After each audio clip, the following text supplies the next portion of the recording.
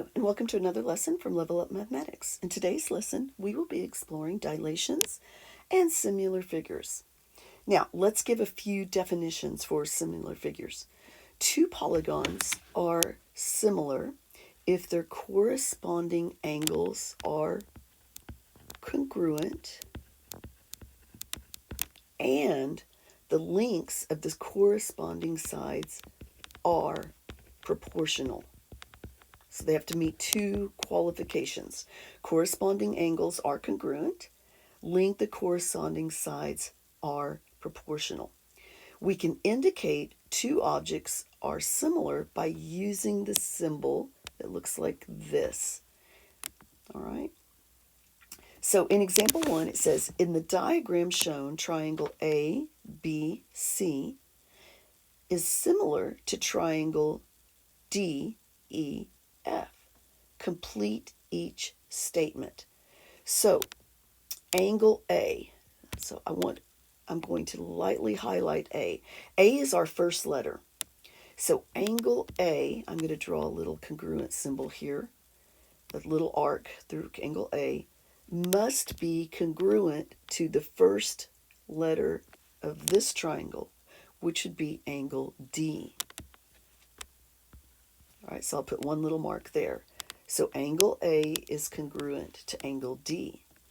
Now, angle C is the second letter in our similarity statement. So the second letter in the similarity statement of the second triangle is E. So I know that angle B is congruent to angle E. So let me draw that in. B, I'll use two marks here, is congruent to angle E. And then our third, oops, I forgot to write it down at the bottom. We said angle B was congruent to angle E. And then our third angle was C. It must be congruent to the third angle in the second triangle, which is angle F. So let me draw three little marks here. C, 1, 2, 3 marks, is congruent to F, 1, 2, 3. So angle C is congruent to angle F. All right, example 2. In the diagram below, triangle DEF represents a dilation of triangle ABC. What scale factor was used to dilate ABC? So ABC is our original. DEF is the new. Now, I want to pick two sides that correspond to each other. So let's say I used side AB in the original. So AB is the first two letters of the original. So AB would correspond to the first two letters of the new, which would be DE. So let me draw that in. DE.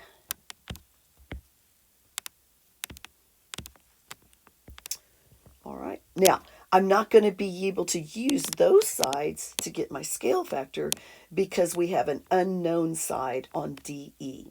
All right, so let's pick a side where we do know both sides. So I know, let me erase these. I know that, let me get my highlighter here. Side BC, let me draw it in a different color. Let me use red for BC. Since it's the last two letters of the triangle, I know it would correspond to EF. So let me draw an EF. All right, so I know both of those side lengths, so I can use those side lengths to get my scale factor. So remember, take your new, which would be 12. Let me write this down just so you don't forget. You're dividing the new divided by the original. So I'm taking my new side, which is 12, dividing it by the original. Now I'm going to reduce those because they have a common factor of 6. 12 divided by 6 is 2. 18 divided by 6 is 3. So my scale factor is 2/3. Now, the next thing they want us to do is set up and solve a proportion to find the value of x. So to set up a proportion, we're going to use corresponding sides. And when you set up your proportion, if you start with the large triangle, then on both fractions have to start with the large triangle. For example, I could say 9 is to x, because those sides correspond to each other, as, then I got to go back to my large triangle, 18 is to its corresponding side, which is 12. 9 is to x, as 18 is to 12. Now, I don't need to cross multiply and divide to answer this question, because I can clearly see to get from 18 to 9, we'd have to divide by 2, which means I would just have to take this 12 and divide it by 2 to find my missing side. So x would equal 6. So I'm going to put a 6 right there. Okay, now it says to set up and solve a proportion to find the value of y. So in this one, let me grab a different color here. The corresponding sides, this side, AC, corresponds to DF.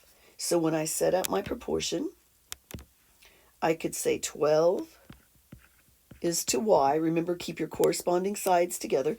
12 is to y, as we've got to go back to my original triangle, as 18 is to 12. All right.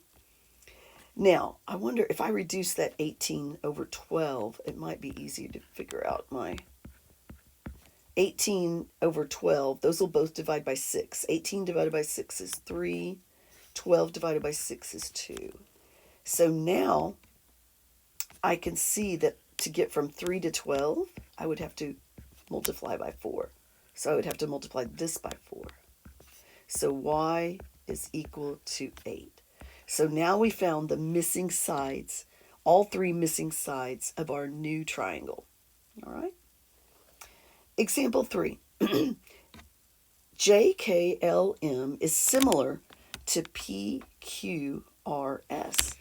Which proportion must be true for these figures? All right, so let's look at answer A. QR, let me highlight QR. That would be right here. To QP.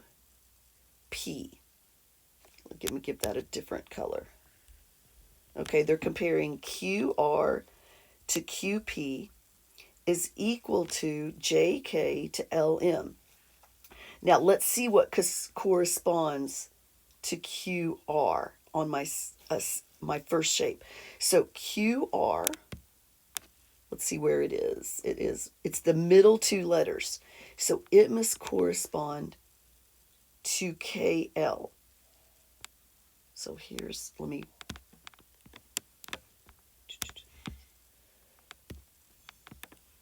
I wouldn't do it in pink.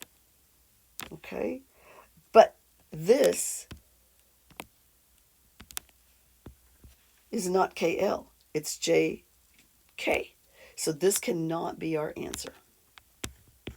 All right, let's try answer choice B, QR. So QR, they're comparing it to KL. So let me erase these. Okay, QR compared to KL. So QR is the middle 2 and KL is the middle 2. So those do correspond to each other. Let's see if RS and JK correspond to each other. So to see that, RS is the last 2 letters. So here's RS. This would be right here. Side RS would have to correspond to the last 2 letters here, which is LM. Get blue, LM. But they have RS going to JK. So that cannot be the answer. All right. Let's look at our next answer choice. We have QR, which is the middle two. Let me draw that in. QR compared to MJ. Do those correspond to each other? So QR is in the middle, but KL is in the middle. So those two do not correspond to each other. Okay. So let's check the last one. QR is in the middle, and they've compared that to KL, which is in the middle. So this one's okay. PS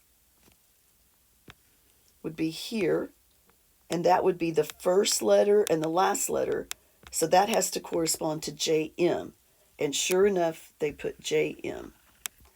So example 3 would be the correct, or excuse me, letter D would be the correct answer. All right. Example 4. In the diagram, quadrilateral PQRT and quadrilateral KLMN are similar. What do we know about angle R and angle M? So let's see where angle R. Angle R is the third letter, and angle M, 1, 2, 3, is the third letter. So because they are similar, they correspond to each other, we know they are congruent because they are corresponding. Angle R and angle M are corresponding angles because they were both the third angle in our similarity statement. All right. All right. Next question. Line segment PT corresponds to which segment? So notice that PT is my first and last in my similarity statement. So it must correspond to the first and last in the new triangle. So that would be line segment KN. So I'm going to mark these. PT is right here. That's the 3. It corresponds to KN, which is the 9. All right. Set up and solve a proportion to find the value of y. So we're trying to find this side right here. So I need to know which side that corresponds to. To do that, I'm going to look at my original similarity statement. And in my original similarity statement, MN is the last 2 letters of this similarity statement. So it must correspond to the last 2 letters of the original similarity statement. So RT. So I'm going to put 2 marks here to say that Y corresponds to line segment RT. So once I have the corresponding sides marked, now it's easy to set up the proportion. Now in my proportion, I'm going to compare small to big. So I'm going to say 3 is to 9. So those are corresponding sides because I had 1 mark on the 3 and 1 mark on the 9. Is equal to, again, start with your small, 4.12 over y. Now we can solve this proportion to find the value of y. So I'm going to take my cross products here. 3y is equal to this cross product, 9 times 4.12. Let me simplify that a little bit. 9 times 4.12 gives me 37.08, and then divide both sides by 3. So 37.08 divided by 3 gives me 12.36. And then I want to label it and look and say, does that make sense? Okay, in the shape, and it does. All right. All right. Example 5. Triangle LMN is similar to triangle RST. Which proportion must be true? So it says LM is compared to RS. So LM is the first two of my first triangle, and I'm comparing it to the first two of my second. So those are corresponding sides. But then notice if you start with LM on your first ratio, you must start with that triangle on the second ratio. But the second ratio started with TS. So this cannot be the answer. Okay, let's look at B. Side LN, let me erase these. Side LN is the first and the last. So that corresponds to R first and the last on the second one. So that's good. Now they're comparing NM, which is 2 and 3. Is it compared to 2 and 3? Yes, it is. So this would be the proportion that could be used to solve for the similar figures. All right. Example 6. Figure 1 and figure 2 are similar polygons. Which proportion must be true?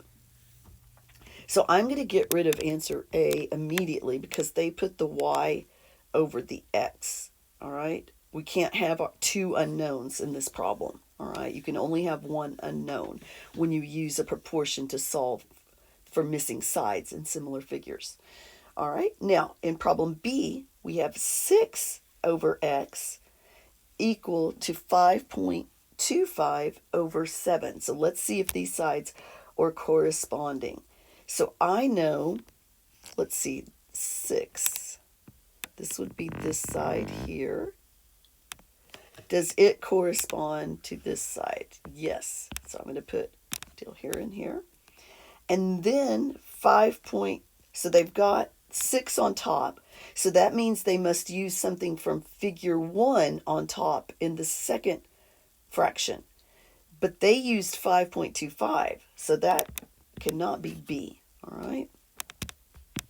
So if you start with figure 1 on the top, you must always have a side measurement from figure 1 on the top for your second fraction, all right? So let me erase all these marks. We'll try answer C. So we have y, which is this side. Now side y corresponds to this angle and a right angle. So that would correspond to this side. So y over 6 checks out. So in my second fraction, I must have something from my first figure on top. And sure enough, they gave me, let me change colors here, this 7 on top. So that's good. And that must correspond to the side that has 2 right angles on the other figure. And that is 5.25. So that fraction also checks out. So this answer would be answer C. And that concludes today's lesson, Dilations and Similar Figures.